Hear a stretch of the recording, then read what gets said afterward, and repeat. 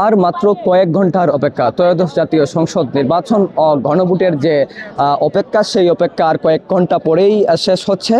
এবং স্বাভাবিকভাবেই সারা বাংলাদেশের সব জায়গার মতো সিলেটে যে ভোটের যে কার্যক্রম অর্থাৎ পূর্ব প্রস্তুতি সেগুলো কিন্তু সম্পূর্ণ হচ্ছে। আমরা এই মুহূর্তে আছি সিলেট সরকারি মহিলা কলেজে আছি এবং সিলেট সরকারি মহিলা কলেজ থেকে সিলেট 1 আসনের যে কেন্দ্রগুলো রয়েছে সেই কেন্দ্রগুলোতে সকাল থেকেই যে ব্যালট পেপার সহ যে ভোটের সরঞ্জামগুলো রয়েছে, মালামাল রয়েছে, সেগুলো কিন্তু বিতরণ কার্যক্রম শুরু হয়েছে। আমরা দেখেছি যে বিভিন্ন কেন্দ্রের যে প্রিজাইডিং অফিসাররা রয়েছেন তারা আইনশৃঙ্খলা বাহিনীর উপস্থিতিতে যে ভোটের মালামালগুলো রয়েছে সেগুলো আসলে তারা বুঝে নিচ্ছেন। এর বাইরে কিন্তু সিলেটের যে 6টি সংসদীয় আসন রয়েছে, 6টি সংসদীয় আসনগুলোর মধ্যে কিন্তু দুর্গম যে উপজেলাগুলো রয়েছে, বিশেষ করে সিলেট 5 আসনের জকিগঞ্জ এবং খানাইঘাটের যে যে কেন্দ্রগুলো রয়েছে সেই কেন্দ্রগুলো থেকে গতকালকেই কিন্তু ব্যালট পেপার পাঠানোর যে প্রক্রিয়া সেটি শুরু হয়েছিল। আজকে কাছাকাছি অর্থাৎ সিলেট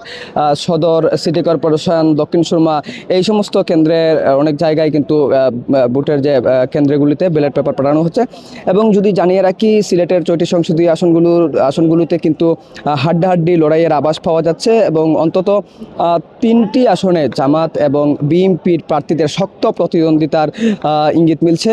সিলেটে 1 আসনে যিনি প্রতিদ্বন্দ্বিতা করছেন বিএনপি থেকে খন্দকার আব্দুল মুক্তাদির, তার সঙ্গে জামাতে ইসলামের মাওলানা হাবিবুর রহমান প্রতিদ্বন্দ্বিতা করছেন। এর বাইরে আরও ইসলামী আন্দোলন অন্যান্য দলের যে প্রার্থীরা রয়েছেন তারাও প্রতিদ্বন্দ্বিতার মধ্যে আছেন। এর বাইরে সিলেট 2 আসনে নিখোঁজ বিএনপি নেতা এম ইলিয়াস আলীর স্ত্রী তাহসিনা রুশদী লুনা, তিনি প্রতিদ্বন্দ্বিতা করছেন বিএনপি থেকে।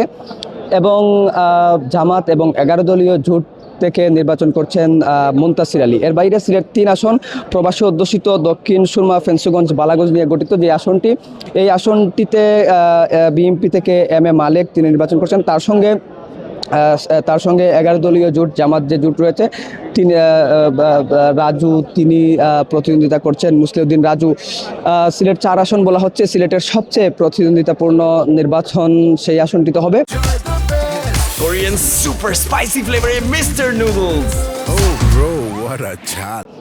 পর্যটন নির্ভর এই আসনটিতে সিলেট সিটি কর্পোরেশনের সাবেক 2বারের মেয়র আরিফুল হক চৌধুরী তিনি নির্বাচনে বিএনপি থেকে নির্বাচন করছেন। তার সঙ্গে সিলেট জেলা জামাতের সাধারণ সম্পাদক জয়নাল আবেদিন তিনি প্রতিদ্বন্দ্বিতা করছেন। বলা হচ্ছে যে পর্যটন নির্ভর সাদাপাথর, জাফলং, বিছানাকান্দি এই যে পর্যটন এলাকাগুলো রয়েছে সেই পর্যটন এলাকাগুলো কিন্তু এই আসনটির মধ্যে রয়েছে। পর্যটনের বিপুল অপার সম্ভাবনার কথা কাজে লাগিয়ে তারা যে ভোটের মাঠের যে প্রচারণা সেই প্রচারণা শেষ করে তারা কিন্তু এখন ভোটাররা হিসাব নিকাশ করছেন আসলে কাদেরকে তারা আগামী জাতীয় সংসদ নির্বাচনে তাদের জনপ্রতিনিধি নির্বাচিত করবেন। এর বাইরে সিলেট 5 আসন সীমান্তবর্তী এলাকা এবং দুর্গম একটি এলাকা বলা চলে, জকিগঞ্জ, খানাইঘাট।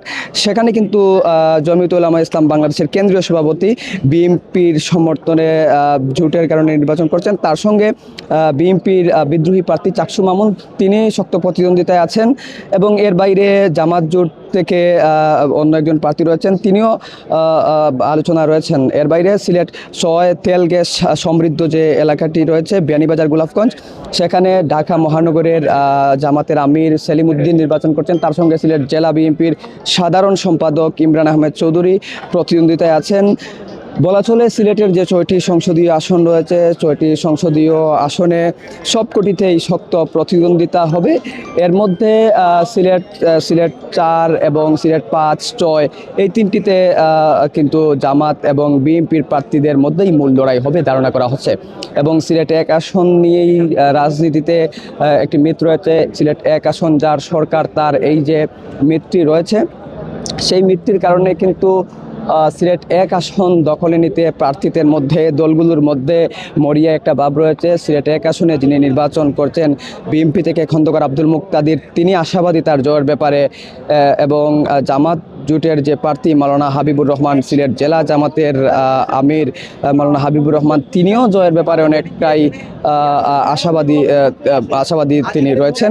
সব মিলিয়ে বলা চলে আর কয়েক ঘন্টা পরেই যে ত্রয়োদশ জাতীয় সংসদ নির্বাচন এবং গণভোটের যে প্রস্তুতি, সেই প্রস্তুতি কিন্তু শুরু হয়েছে এবং আর কয়েক ঘন্টা পরেই, অর্থাৎ দিন পেরিয়ে রাতের পরেই কিন্তু সকালেই যে ভোটের উৎসব, সেই ভোটের উৎসবে সারা দেশের মতো সিলেটের মানুষজন অংশ নেবে।